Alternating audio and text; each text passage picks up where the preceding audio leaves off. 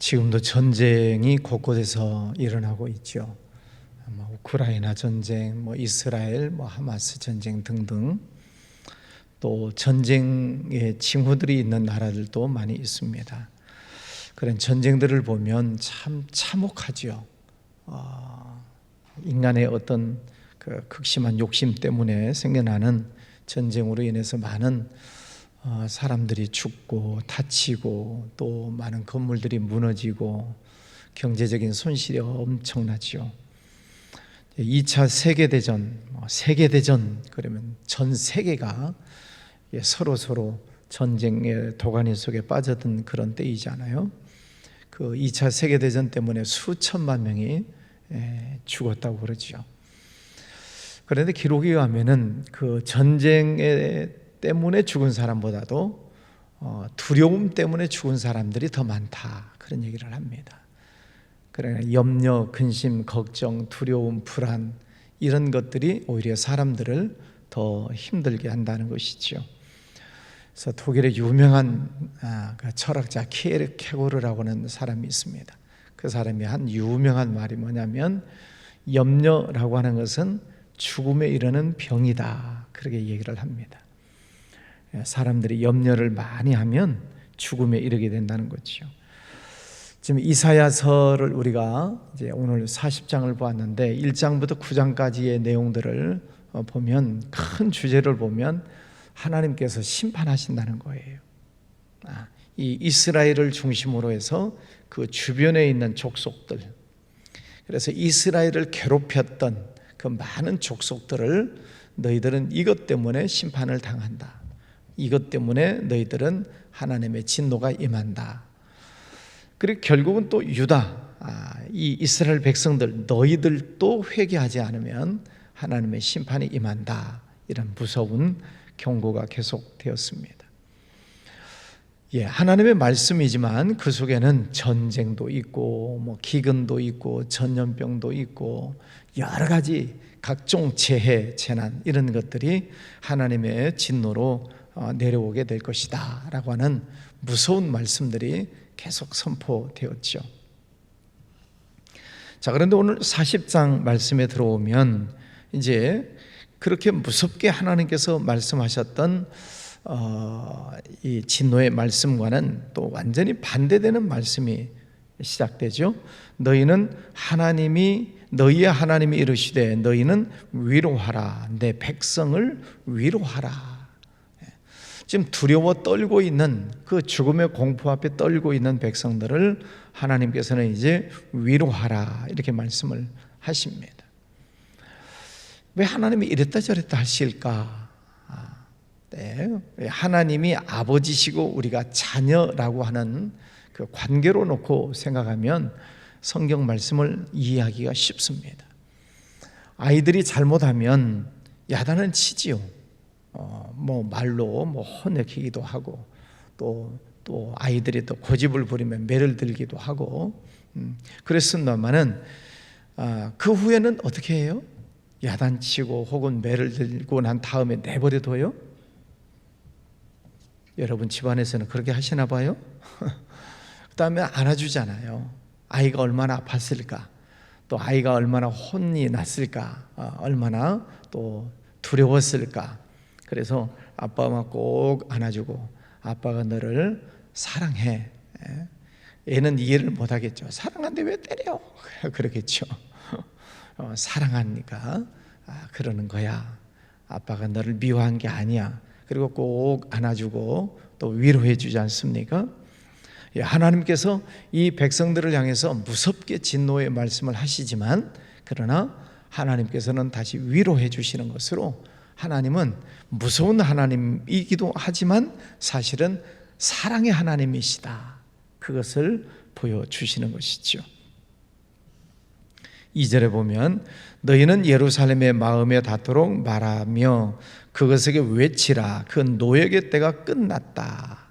그 죄악이 사함을 받았다. 그의 모든 죄로 말미암아 여호와의 손에서 벌을 배나 받았느니라 하시니라. 이제 노역의 때가 끝났다. 70년 바벨론 포로 생활을 하고 다시 돌아오는 것으로 모든 죄가 이제는 다 해결되었다. 하나님께서는 이제 해방을 선언해 주시고 있습니다. 사람들이 고난을 당할 때, 재난을 당할 때는 힘들고 어려운 그런 일들이 있지요. 그러나 또 지나고 보면 또 지나가는 것인데, 하나님께서는 그 지나가는 것으로 다시 위로해 주시고 그 백성들에게 소망을 주시는 것으로 이제는 그런 모든 죄에 대한 대가들이 끝났다라고 말씀을 하십니다. 그러면서 하시는 말씀이 3절에 외치는 자의 소리에 이어 이르되 너희는 광야에서 여호와의 길을 예비하라. 하나님의 길을 예배하라. 하나님의 길을 평탄케 해라. 어떻게 해요? 골짜기는 도두어지고 산마다 언덕마다 낮아지고 고르지 아니하면 평탄하게 되고 험한 것이 평지가 되고, 하나님이 들어가시는 그 길을 평탄하게 해라는 것입니다. 자, 우리들 속에 염려, 근심, 걱정이 있을 수 있어요. 두려움, 불안함이 있을 수 있어요. 근데 오늘 말씀해 보면 하나님께서 우리들 마음 속에 들어오기를 원하신다는 거예요. 여호와 길을 예비해라. 하나님이 들어오시는 그 마음의 길을 평탄하게 해라. 어떻게 해요? 골짜기는 도두어지고 또 산은 또 깎여지고 평탄하게 되고, 우리의 마음을 정리하라는 것이지요. 우리들 마음 속에 있는 이 교만한 마음은 깎아내리고, 또 한없이 골짜기, 깊은 골짜기에 음침한 사망의 골짜기를 걸어가는 것처럼 내 마음이 무너지고 힘들고 어려울 때 그것은 도두고, 또 가시밭, 돌짝밭 그런 것들이 있으면 또 평탄하게 하고. 이게 무엇을 의미합니까? 우리들 마음 속에 성결을 의미하는 거죠. 내 마음 속에 막 염려, 근심, 걱정도 있고 내 속에 상처도 있고 교만한 것도 있고, 이런 모든 것들을 평탄하게 하라. 하나님이 들어오시는 길을 예비하라는 것입니다. 우리의 생활 가운데에서 우리들 마음 속에서 이런 정리해야 될 것들이 얼마나 많아요. 불안한 것도 많고 걱정되는 것도 많고 또 상처된 것도 많고, 여러 가지 우리들 속에 감정에 여러 가지 감정들이 많습니다. 그런 것들이 많으면 하나님의 은혜를 내가 받아들이기가 쉽지가 않아요. 그래서 예수님께서 오셔서도 회개하라, 천국이 가까이 왔다. 우리들 마음속에 있는 여러 가지 염려, 근심, 고집 부리고 혈기 부리고 불평하는 이런 모든 것들을 다 제거하라는 것입니다. 오늘 아침에 기도하실 때 여러분 속에 있는 것, 이렇게 불편한 것들을 다 내려놓는 기도를 하시고, 또 상처난 것들도 또 내려놓는 기도를 하시고, 하나님의 은혜를 내 마음속에 채워주세요. 성령 충만하게 해주세요. 하나님이 내 마음속에 들어오셔야 되잖아요. 그래야 말씀을 들을 때 아멘이 되고 은혜가 되고 내 마음속에 평안이 있고, 부활하신 예수님이 오셔서 불안해하고 있는 여인들에게 평안하라 그러시잖아요. 무섭고 두려워하는 여인들 평안하라. 예수님이 오셨으니까 여러분 마음속에 하나님이 임하셔서 임마누엘 하나님, 평강의 하나님이 여러분과 함께 계시기를 원합니다. 5절 말씀에도 보면 여호와의 영광이 나타나고 모든 육체가 그것을 함께 보리라. 이는 여호와의 입이 말씀하셨느니라. 하나님의 은혜가 우리 속에 임하면 우리가 알지요. 이게 하나님의 은혜구나, 이게 하나님의 축복이구나. 내 마음에 기쁨이 나오고 또 내 마음속에 또 찬양이 나오고, 그것으로 내가 알지요. 그러기 위해서 하나님이 들어오시는 길을 마련해라 하는 것입니다. 6절부터 8절까지를 보면 이제 육체는 풀이요, 풀은 마르고 그렇지만 하나님의 말씀은 영원히 서리라. 세상적인 것들은 다 시들어 간다는 것입니다. 우리 앞에 작은 꽃밭도 보면은 시들었다, 또 새로운 것이 또 피고 또 시들고 그래요. 꽃이라고 하는 것이 화무 11홍, 한 10일 있다가 또 지고 또 새로 피었다가 또 지고, 세상 것들이 다 그렇다 이 말이죠. 세상적인 것을 의지하지 말아라. 하나님의 말씀은 영원히 서리라. 예수님께서도 우리들을 말씀하시기를 배에서 생수의 강이 흘러가는 것처럼 하나님의 말씀, 생수의 강, 생명의 떡을 먹어라, 생명수를 마셔라. 어디에서요? 하나님의 말씀에서. 천지는 변하겠지만은 하나님의 말씀은 영원히 변하지 않는다. 그래서 하나님의 말씀을 읽고 듣고 묵상하면서 그 속에서, 하나님의 말씀 속에서 생명수를 얻어야 된다는 거죠. 그래서 말씀을 읽고 묵상하시면서 이 말씀이 은혜의 말씀이구나, 이 말씀이 내게 주시는 말씀이구나, 이 말씀 아멘입니다 하고 말씀 속에서 여러분 생명의 말씀을 찾으시기를 바랍니다. 하나님의 말씀은 마치 옹달샘처럼 계속해서 새로운 물이 뿜어져 나오기는 하는데 그걸 내가 마셔야지요. 안 마시면 소용없죠.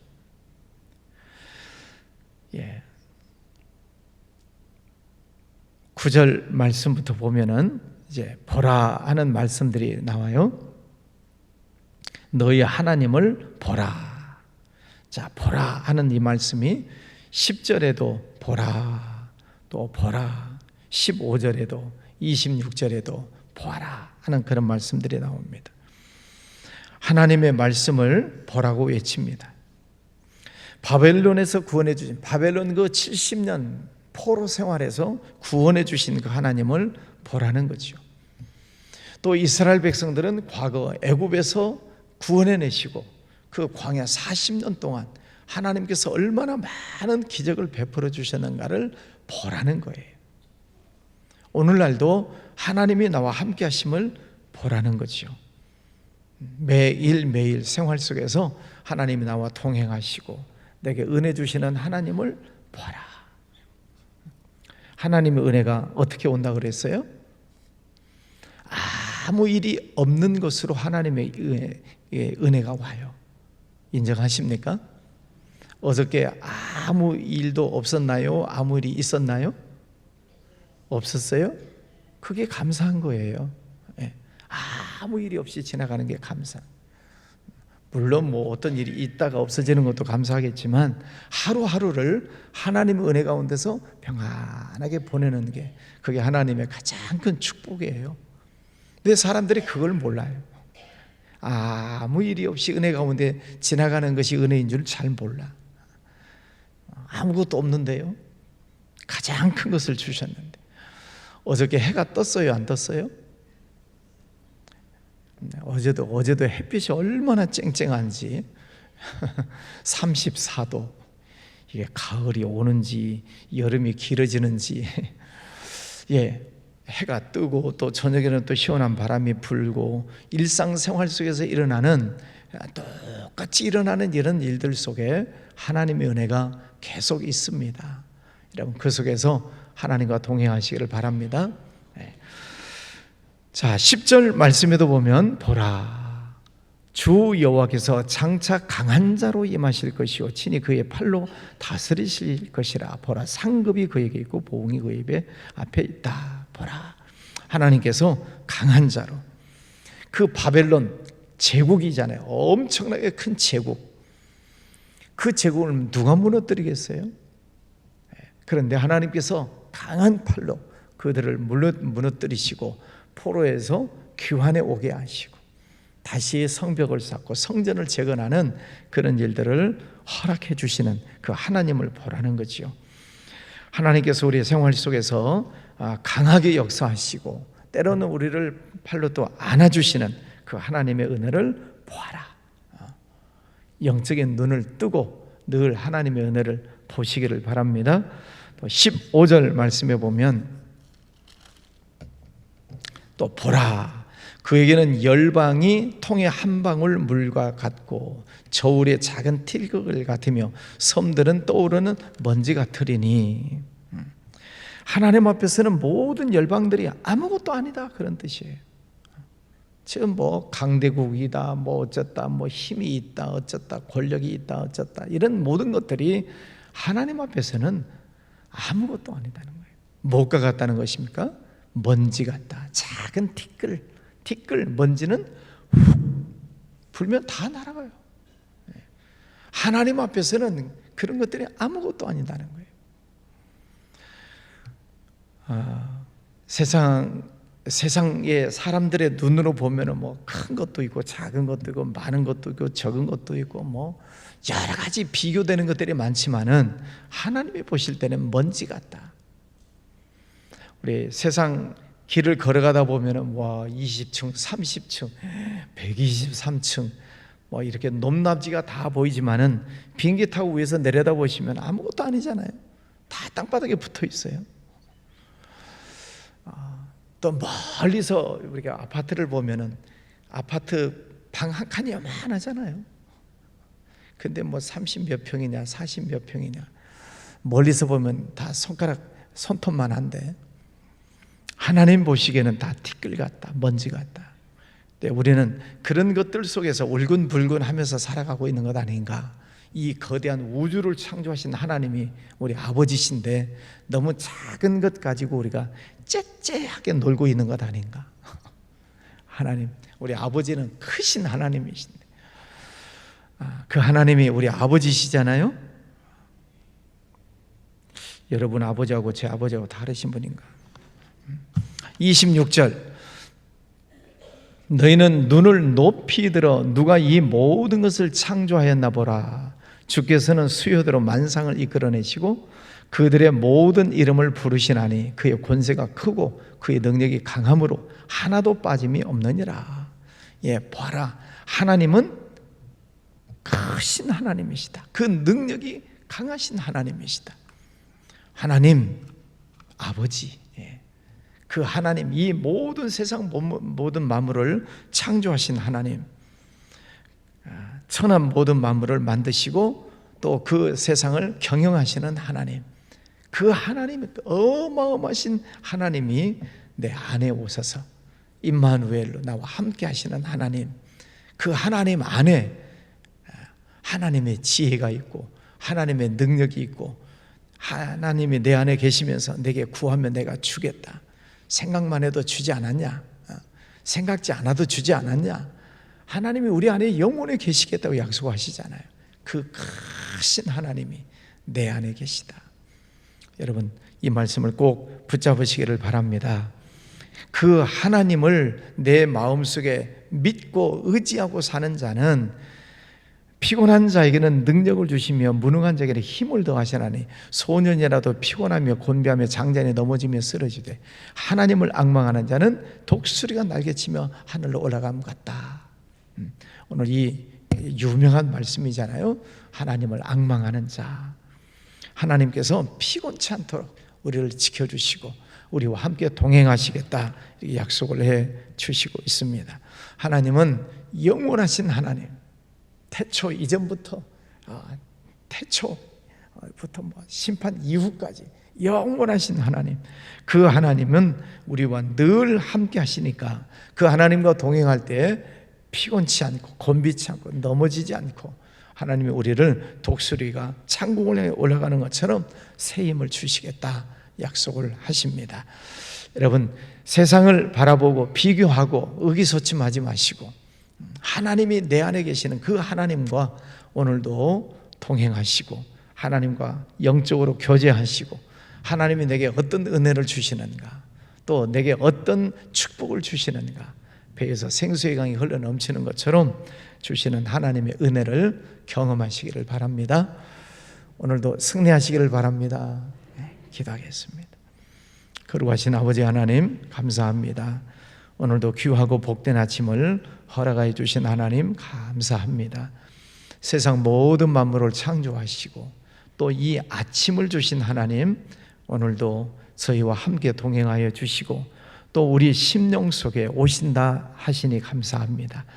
하나님 들어오시는 그 시온의 대로를 마련하기 위해서 우리가 회개할 것 회개하고 버릴 것은 버리고 우리 마음을 늘 성결하게 깨끗하게 유지하여 하나님이 내 안에 계심을 믿는 믿음으로 날마다 승리하게 해 주시옵소서. 아버지 하나님, 오늘도 하나님을 사랑하기에 주님의 성전에 모였습니다. 또 가정에서도 많은 성도들 깨어 일어나 하나님 말씀 앞에 엎드렸습니다. 하나님 사랑합니다. 감사합니다.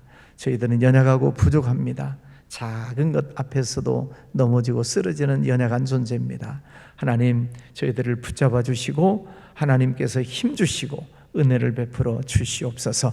독수리가 날개치며 창공을 향해 다시 올라가는 것처럼 저희들도 새 힘을 얻고 하나님 안에서 승리의 삶을 살아갈 수 있도록 은혜 베풀어 주시기를 원합니다. 오늘도 복된 아침을 주셨습니다. 종일토록 주님과 동행하고 찬송하고 기뻐하는 복된 날 되게 하여 주옵소서.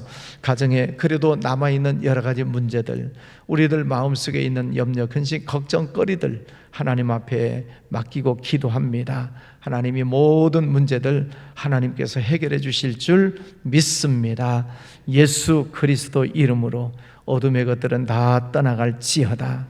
우리들 마음속에 있는 염려, 근심, 걱정거리들 다 주님 앞에 내려놓습니다. 주님께서 십자가의 은혜로 해결해 주실 줄 믿습니다. 아버지 하나님, 오늘도 하나님의 백성들 성령 안에서 승리하게 하여 주옵소서. 가족, 자녀들, 직장, 사업장, 육신의 건강 모든 문제들 하나님 은혜로 인도하여 주옵소서. 우리나라 대통령 지도자들 하나님 앞에 무릎을 꿇고 하나님의 지혜를 구하는 이들 되게 하여 주옵소서. 정치가 안정되고 경제가 회복이 되고 이 나라 한국 교회가 다시 일어나는 역사들 허락하여 주옵소서. 저 북한 땅 불쌍히 여겨 주시옵시고 하나님 공산 사상이 사라지고 하나님의 말씀이 선포되고 하나님의 교회가 다시 일어나는 역사가 저 북녘 땅에도 이루어지게 하여 주옵소서. 해외 나가 있는 선교사님들 영육간에 강건하게 붙잡아 주시고 선교지 곳곳마다 하나님 축복하여 주시옵소서. 개인적으로 올려드리는 기도 제목들이 있습니다. 받으시고 응답하여 주옵소서. 귀한 예물 드리는 손길도 축복해 주시기 원하옵고 예수님 이름으로 기도하였습니다. 아멘.